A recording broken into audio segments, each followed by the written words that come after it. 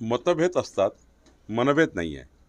कारण शेवटी ते अपक्ष लढले आहेत, पक्षाविरुद्ध लढले आहेत, तर शेवटी त्यांचाही एक मोठा सन्मान आहे. तर मी माननीय आमदार पाटील साहेब यांना विनंती केली आहे पक्षाकडनं, आणि पक्षाचा अध्यक्ष म्हणून माझी जबाबदारी आहे.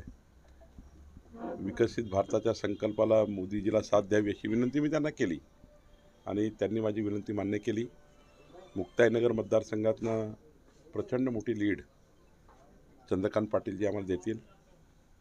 आणि मला त्यांनी ज्या पद्धतीने भावना व्यक्त केल्या, मोदीजींच्या विकसित भारताला आणि महाराष्ट्र सरकारमध्ये ते जबाबदार पदाधिकारी आहे, आणि त्यांनी सांगितलं की देशाचे पंतप्रधान मोदीजी होण्याकरता माझं पूर्ण समर्थन आहे. त्यांचे संपूर्ण टीम, कार्यकर्ते, बूथपर्यंतचे कार्यकर्ते पक्षाला मदत करतील, महायुतीला मदत करतील.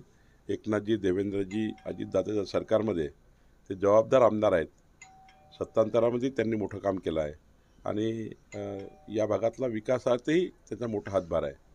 तर मला असं वाटतं की जनता ही प्रचंड ताकदीने मोदींच्या पाठीशी उभी राहील. मी माननीय आमदार चंदूकाका पाटीलजी यांचं मनापासून आभार मानतो. त्यांनी आम्हाला समर्थन दिलं, पक्षाला समर्थन दिलं आणि पक्षाकरता काम करण्यास त्यांनी ठरवलं. त्यांच्या सहकार्याने आम्ही हा मतदारसंघ चांगल्या मतांनी जिंकू. मागच्यापेक्षा जास्त मतं आम्हाला या मतदारसंघात मिळतील असा मला विश्वास आहे.